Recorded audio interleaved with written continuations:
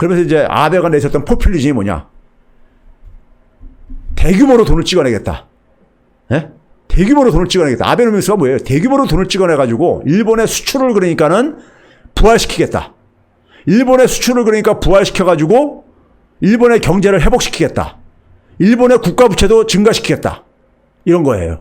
근데 이 아베노믹스는 한마디로 얘기해서 이거는 그러니까는 혹세무민 논리입니다. 저는 경제 전문가들이 이 논리를 보고서 고개 끄덕끄덕한 사람들이 있는 거 보고 제가 놀랐어요. 그러니까 이게 공부를 많이 했다고 해가지고 제대로 공부한 게 아닌 거예요. 이 아베노믹스는 뭐냐면요. 돈을 대규모로 찍어내겠다 이거예요. 얼마나 많이 찍어냈냐는 제가 뒤에서 보여드릴게요. 돈을 대규모로 찍어내게 되면은 돈 가치가 떨어질 게 아닙니까? 엔화 가치가요. 엔화 가치가 떨어지게 되면은 일본의 상품 가격이 싸질 게 아니냐 이거예요. 달러 표시로 된 이 상품 가격은요. 싸지게 되면은 기업들이 그러니까 물건을 많이 팔게 되면 기업의 수익이 증가할 게 아니냐 이거예요. 예? 기업이 돈을 많이 벌면은 고용도 늘리고 투자도 늘리고 고용도 늘릴 게 아니냐 이거예요. 예? 고용도 늘고 그러면은 가게가 소비를 더 많이 할 수 있게 되고 가게가 소비를 더 많이 하게 되면 세금도 많이 걷어들여가지고 국가부채도 줄어들 게 아니야. 이게 논리예요. 이거를 뭐 크루그만이 코치를 했다느니 뭐 이렇게 하는데 이런 식으로 만약에 문제가 해결된다면요 모든 나라에 다 중앙은행 있잖아요. 중앙에서 돈 되게 많이 찍어가지고 그럼 다 이런 식으로 그럼 다 해결될 수 있게요. 예? 그렇잖아요. 처음에 출발이 어디에요? 돈을 되게 많이 찍어낸다는 얘기예요. 예? 이런 식으로 이게 경제 문제가 해결될 거라면 이거 경제 문제 해결 못할 나라가 없죠. 이거 한마디 혹세무민입니다. 여기 제가 밑에 빨간 화살표 놨죠. 여기서부터 작동이 안 된 거예요. 기업이 돈은 벌어요. 돈 버는 거 제가 뒤에서 말씀드릴게요. 근데 이게 투자와 고용을 안 연결되죠. 예? 그리고 그다음부터 다 연결이 안 되지죠. 자, 그걸 보게 되면요. 아베가 이런 얘기 합니다. 자기가 집권할 무렵에서 그러니까는 자기 집권 기간 동안에 GDP를 한 11% 증가시켰다 이거예요. 예? 쫙 이렇게 맨 끝에 보라색으로 되어 있는 게 자기가 이제 GDP 증가시켰다 이거예요. 예? 자, 그런데 쫙 보시게 되면요. 아베가 집권한 2013년 1월 달부터 2019년 말, 코로나 사태가 터지기 전인 지난해 말까지요. 일본의 GDP가 79조 엔 증가했습니다. 79조 엔이요. 그런데 이 기간 동안에 일본은행이 돈을 얼마 찍어냈냐면요. 415조 엔 정도 찍어냈습니다. 415조 엔이요. 415조 엔이면 여러분들 잘 감이 안 잡힐 텐데요. 여기다가 곱하기 한 11원 하면 됩니다. 그럼 우리나라 돈으로요. 우리나라 돈으로 그러니까 한 4,200~300조 정도 된다는 얘기예요. 예? 이렇게 찍어낸 거예요. 돈을 엄청나게. 그러면 결국은 뭐냐면 100엔을 찍어내가지고 이걸 단순하게 계산하면요. 100엔을 찍어내가지고 소득은 19엔만 증가시킨 거예요. 일반적으로 중앙은행이 찍어내는 돈보다 몇 배 더 많이 소득은 증가하기 마련입니다. 한국 같은 경우는 한 5.5배 정도 더 증가해요. 한국은행이 돈 찍어낸 거에 비해서요. 근데 여기는 몇 배가 아니라 오히려 20%도 안 되게 나왔다 이거예요. 돈을 100엔 찍어내가지고 19엔 증가시켰다 이거예요. 지금 이 얘기는 뭡니까 우리가? 이게 어떻게 가능하냐 이렇게 생각이 들죠. 자, 여러분들 예를 들어서 1억 원을 가지고 여러분들이 장사를 시작했어요. 그럼 돈을 못 벌 수도 있지만 원금을 까먹지 말란 법 없잖아요. 예? 원금 1억 원 중에서 한 5천만 날릴 수도 있잖아요. 그렇죠? 장사 안 되고 그러면요. 이게 그런 식인 거예요. 사업이 망했다는 얘기죠. 그러니까요. 일본 경제가 이렇게 100엔을 찍어내가지고 19엔뿐이 못 만들어냈으니까요. 아예 이런 결과가 이렇게 될 줄 알면 아예 사업 안 하죠. 그냥 그 1억 원을 가지고 그냥 먹고 사는 게 낫잖아요. 그렇죠? 그렇죠? 그러니까 100엔 찍어내가지고 그러니까 100엔을 일본 국민들한테 다 나눠주면은 그만큼 그래도 순간에 소득은 더 증가하는 거잖아요. 그렇죠? 근데 그것조차도 안 됐다는 얘기예요. 예? 그러니까 사업이 망했다는 얘기죠. 일본 경제를 사업에다 비유한다면요. 그렇죠? 자, 그 다음에 이제 뭐냐면, 지난해 7월달에 우리 경제 침략해 들어왔잖아요. 침략해 들어오는 후에도 계속해서 지금 뭐냐면 41조 3천억 원을 찍어냈어요. 거의 한 450조 원 정도 우리나라 돈으로요. 계속 돈 찍어내고 있는 거예요. 계속 돈을 이렇게 안 찍어내면은 일본 경제는 무너지는 나라예요. 예? 일본의 이 돈 찍어낸 거 봐보세요. 이 그림에서. 갑자기 그냥 쫙 폭등하잖아요. 그렇죠? 이게 아베노믹스예요. 아베노믹스의 핵심은 이거예요. 돈을 이렇게 대규모로 찍어야 되겠다 이거예요. 윤전기를 돌려가지고 일본은행이 엔화를 막 찍어내고 앉아있는 거예요. 예? 이게 정상이냐고 이게 그러니까요. 이건 병든 국가예요. 병든 국가. 경제가 병이 든 거예요. 이건요. 예? 아, 중앙은에서 돈을 찍어가지고 경제를 유지하게 되면 이게 무슨 경제예요. 그렇죠? 자, 그런데 아까 그랬죠. GDP가 11% 증가시켰다 그랬죠. 달러 기준으로 환산해 보니까 20%가 감소했어. 오히려. 아베가 집권하기 전에는 한 6조 2천억 달러였었는데 아베가 지금 2019년까지 아직 집계가 안 됐는데요. 5조 달러 밑으로 떨어졌어요. 그러니까 달러로는 떨어졌다는 얘기는 뭐예요? 그러니까요. 엔화 가치를 그러니까 하락시켜가지고 그러니까는 이게 뻥 튀어나온 소득이 증가인 거예요. 예? 근데 엔화 가치가 떨어지게 되면 외국에서 사오는 상품 가격은 그만큼 비쌀 수밖에 없는 거잖아요. 달러로 사오는 거니까요. 예? 그렇죠? 자, 이게 뭘 의미하냐면요. 그다음에 일본의 GDP가 보시게 되면요. 97년 수준보다 아직도 밑에 있습니다. 엔화 기준으로도요. 엔화 기준으로도. 예? 그러니까 지난 20년만 보게 되면 잃어버린 20년이 지속되고 있는 거예요. 여전히요. 예? 자, 그다음에 일본에 그러니까 우리가 이 아베노믹스의 핵심은 뭐였었어요? 수출입니다. 수출. 돈가치 떨어뜨려 가지고 수출 많이 늘리겠다는 거였었어요. 그런데 일본의 수출액이요. 엔화 기준으로는 20.7%, 한 21% 증가했어요. 자, 이 증가하는 이유는 제가 설명을 드릴게요. 그런데 그럼에도 불구하고 2007년 수준을 미달 못한다는 얘기인 거고요. 근데 하여간 엔화 기준으로 한 21% 증가했어요. 그런데 달러 기준으로는 20%가 감소했어요. 2011년, 12년보다 더 미치잖아요. 이게 왜 그런 건지 아세요? 자, 우리가 이래서 현대자동차가 자동차를 만들었어요. 만들었는데 한국 돈으로 보니까 한 3천만 원은 받아야 되겠어. 예? 3천만 원은 받아야 되겠네. 받고선 팔아야 되겠어. 근데 이 3천만 원 받으려고 하는 것을 외국에서 수출한다고 생각해 보세요. 그러면 계산을 간단하게 하게 해서요. 1달러당 만약 1,000원이라고 한다면 환율이 얼마 팔면 되는 겁니까? 3천만 원을 자기가 확보하려면은 3만 달러에 팔면 되는 거잖아요. 3만 달러요. 그렇죠? 3만 달러에 팔면은 1달러당 1,000원이면은 3천만 원을 자기 주머니에 챙길 수 있는 거잖아요. 그런데 어느 날 갑자기 보니까 1달러당 환율이 2,000원으로 우리나라 돈 가치가 2분의 1 떨어졌어요. 예? 돈을 막 대규모로 찍어내게 되면은 원화 가치 떨어뜨릴 수 있잖아요. 그러면 3만 달러에 그냥 팔면 현대자동차는 그냥 3만 달러에 팔았어. 그럼 현대자동차는 한국 돈으로 얼마가 생기는 겁니까? 곱하기 2,000이니까는 6천만 원이 생기는 거잖아요. 그렇죠? 그냥 자동차는 한 대 팔았는데 달러가 1달러당 1,000원일 때는 3천만 원 들어왔는데 1달러당 2,000원이 되게 되면 6천만 원이 들어오는 거예요. 자동차 판매한 양은 똑같은 한 대인데. 그러니까 원화 기준으로는 2배가 증가한 거죠. 수출액이. 3천만 원 수출하다가 6천만 원으로 수출이 증가했으니까요. 그렇죠? 달러 기준으로는 똑같이 3만 달러만 들어온 거잖아요. 변화가 없는 거죠. 이런 거예요.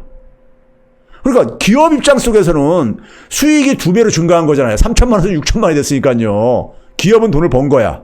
그런데 기업이 투자를 더 늘릴 이유가 있습니까? 판매량이 안 증가했는데 기업이 그러니까 투자를 한다는 얘기는 뭐예요? 생산량을 늘리는 거잖아요. 생산량 늘릴 동기가 없잖아요. 그러니까 기업은 투자를 안 하고 투자 안 하니까 고용도 안 늘죠. 그래서 아까 돈을 찍어가지고 기업 수익까지는 증가했는데 아까 제가 아베노믹스 설명할 때 여기 아까 다시 잠깐 볼까요? 잠깐 보면은 자 돈을 찍어가지고 엔화 가치 하락시켜서 수출 증가해가지고 기업 수익은 증가했어. 엔화로는 증가했다 이거예요. 엔화로는요. 예? 그런데 투자와 고용은 안 늘어났어. 왜? 생산량이 판매량이 늘어난 게 아니었었기 때문에. 그게 아까 제가 보여주셨던 뭡니까? 수출액이 엔화 기준으로는 21%가 증가했는데 달러로는 그러니까 20%가 감소했더라 이거예요. 물량은 거의 증가하지 않았다는 얘기인 거예요. 그러니까요. 그렇죠? 물량은요. 자, 그러다 보니까는 그런 상황 속에서 아베 7년간 동안에 달러 기준으로 오히려 26%나 감소를 했어요. 지난해 같은 경우는요. 이 지난해 4분기 기준하는 건 뭐냐면은 지난해 하반기에 우리나라 이제 경제 침략을 했잖아요. 그래서 일본의 수출이 타격을 봅니다. 그래서 이렇게 미리 소개해 주는 거고요. 일본의 세계 시장 점유율이 쫙 하락합니다. 일본은 뭐냐면은 80년대니까 한 세계 시장 점유율 한 10% 차지하고 있다가요. 지금은 3%대까지 우리나라랑 같은 3%로 쭉 떨어져 있는 상태입니다. 네? 그만큼 일본의 제조업 제품의 경쟁력이 나빠진 거예요. 그런데 제조업 제품의 경쟁력이 나빠졌는데 그거를 일본 돈 가치를 떨어뜨려 가지고 경쟁력을 높이겠다고 하는 발상이 자체가 문제였던 거죠. 그래서 당시에 그러니까는 파이낸셜 타임즈에서 아베노믹스를 가지고 아베가 출범하는데 찬물을 끼얹습니다. 아베노믹스는 한마디로 말해서 이건 호구다. 자, 무슨 얘기를 하냐면요. 이런 얘기합니다. 유럽 사람들이 삼성의 갤럭시 폰하고 소니의 스마트폰을 구할 때 삼성의 갤럭시 폰을 더 많이 소비를 하는데 소니의 스마트폰을 안 사고 소니의 스마트폰이 그러니까 비싸서 안 사는 게 아니라 이거예요. 그걸 가격을 떨어뜨린다고 해서 그게 잘 팔리지 않는다 이거예요. 소니의 스마트폰이 그러니까 매력이 없어서 안 팔리는 거다. 이런 얘기를 해요. 제품에 매력이 없는 걸 가지고 이걸 가지고 가격 낮춘다고 해결되냐 이거예요. 애플의 아이폰이 가격이 싸가지고 잘 팔리는 거냐고요. 아니잖아요. 그게 그런 식으로 아베가 출범하는 2023년 1월달에 찬물 끼얹는 기사였습니다. 정확하게 본 거죠. 저랑 똑같은 시각을 봤던 거예요. 그래서 그런 점에서 일본은 그러니까 돈을 대규모로 찍어가지고 하는데 문제는 뭐냐면 그래서 국가 부채가 굉장히 증가했죠. 일본의 엽기적인 것은 뭐냐면요. 엽기적인 건 뭐냐면 돈을 찍어가지고 주식까지 매입하는 나라예요. 주식. 이 파란 선이 뭐냐면요. 주가 지수입니다. 빨간 기둥선이 뭐냐. 일본 중앙은행이 주식을 매입하는 규모예요. 주가가 떨어지려고 하거나 아니면 안 오르면 다시 또 더 매입을 늘립니다. 중앙은행이 주식을 매입하는 나라는 일본은행뿐이 없어요. 작년에 우리가 불매운동하면서 유니클로가 타격받으니까 유니클로 주가가 떨어졌었거든요. 7월 달에 폭락했었거든요. 일본은행이 대규모 손실봤다는 이런 기사가 나왔었어요. 예? 자, 우리나라 한국은행이 돈 찍어가지고 삼성전자 주식을 사가지고 삼성전자 주가를 끌어올린다고 생각해보세요. 우리나라 국민들 어떻게 생각하겠는가? 예? 미친 짓을 하고 앉았다고 그럴 게 아니겠습니까? 일본이 지금 이런지. 아베가 자기가 집권하고 나서 주가를 만선에 있던 걸 2만선까지 끌어올렸다고 자랑하는 게 이거예요. 예? 이거랍니다. 자, 근데 일본의 30년간의 산업 생산액을 보게 되면 90년대 초부터 지난해까지 변화가 없어요. 산업 생산액이 정체가 돼 30년 동안에요. 예? 자, 소비가 그 다음에 지난 1년 전 이게 갑니다. 이게 뭐냐면요. 이게 지난해 7월 달에 보복하고 난 다음에 비교를 한 거예요. 2019년 상반기하고 하반기보다 하반기가 팍 떨어지잖아요. 1년 전보다 6%가 감소해요. 왜 그렇습니까? 우리나라한테 물건을 파는 친구가 너한테 물건 안 팔겠대. 그래? 그러면 우리 안 살게 이런 거예요. 그리고 어떻게 됩니까? 물건 못 파니까는 생산이 줄어들 수밖에 없잖아요. 기업의 생산이요. 그래서 나타난 거예요. 경제는 간단합니다. 상식이에요.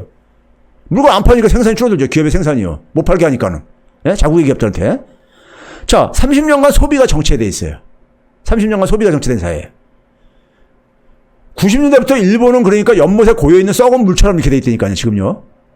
이런 나라예요. 경제 규모가 몸뚱아리만 어른이지, 정신은 완전히 그러니까 이게 일종 마약에 취해가지고, 예? 해롱해롱 되고 있는 상태인 거예요, 지금 쉽게 얘기하면요. 예?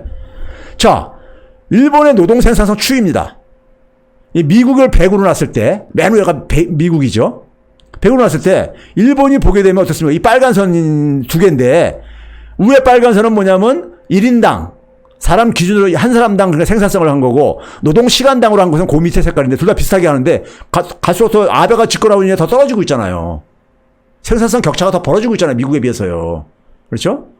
생산성도 떨어지고 예? 경제가 체질이 그러니까 개선되기는커녕 오히려 더 후퇴하고 있는 거라니까요. 이걸 돈을 대규모로 찍어가지고 이걸 덮어버리고 있는 거예요. 그러니까요. 예? 일본 국민들은 거기에 그러니까 그냥 현혹돼가지고 가고 있는 거고요. 이게 일본 노동 생산성 순위인데 G7 중에서 제일 밑에 있잖아요. 일본이. 예? 아베가 들어와서 더 떨어지고 앉아있고요. 그러니까 최근에 보게 되면요. 맨 밑에 빨간 선이 일본입니다. 예? G7 국가들의 순위로 그랬었대요. 예? 그렇죠? 소매거래. 최근에 보게 되면요. 7월달 우리한테 보호한 다음에 소매거래도 타격을 받았어요. 1년 전에 비해서 한 3% 감소했어요. 왜 그러겠습니까? 수출을 못하게 했어. 기업이 생산을 못하죠. 생산을 못하게 되면 아무래도 어떻게 되겠습니까? 많이 고용할 수가 없잖아요. 가게한테 영향을 미치죠. 가게 소득에 영향을 미치죠. 가계 소매에 영향을 미치죠. 작년 9월 달에 팍 폭등한 건 이거 왜 그러냐면요. 작년 10월 달에 소비세를 인상하잖아요. 10%로요. 8% 했던 거를. 사재기 현상이 일어난 거예요. 미리요. 잠깐, 반짝. 근데 그러면서 확 폭락해버리잖아요. 소비세 인상하기 전에 물건값 비싸지기 전에 미리 사재기 현상이 났던 현상이었던 거예요. 그러다 폭락해버리잖아요. 그렇죠? 이거 두 개를 그래서 우리가 평균으로 내게 되면 계속 하향은 진행되고 있었던 거예요. 투자율도 회복이 안 돼지고요. 그렇죠? 자, 우리가 고용의 실상 같은 경우 보게 되면은 지난 90년대 초 이래 월급이 그러니까 계속해서 하락하고 있잖아요. 예? 이 일본의 이 그래프가 두 개로 보이는 거는요. 1년에 한 번씩 그러니까 이 보너스를 주는 제도이기 때문에 그런 거고요. 주로 정규직 일자리는 감소하고 있고 비정규직 일자리가 증가하는 이런 현상이고요. 풀타임 일자리가 지난 30년간의 변화가 없어요. 예? 주로 파트타임만 쭉 증가하고 있고요. 한 4배 가깝게 증가했고요. 그러니까요. 뭐 이런 식이죠. 근데 일자리가 넘쳐난다 이런 기사 나오잖아요. 근데 주로 어떤 일자리가 넘쳐나느냐? 주로 사람들이 별로 안 좋아하는 일자리들. 예? 질 낮은 서비스 자리 일자리들이요. 건설 분야 노가다라든가 접객 봉사 아니면 그다음에 간병 서비스라든가 이런 것들이요. 예? 임금이 낮은 것들. 임금이 좋고 선호하는 것들은 대개가 일자리가 부족하고요.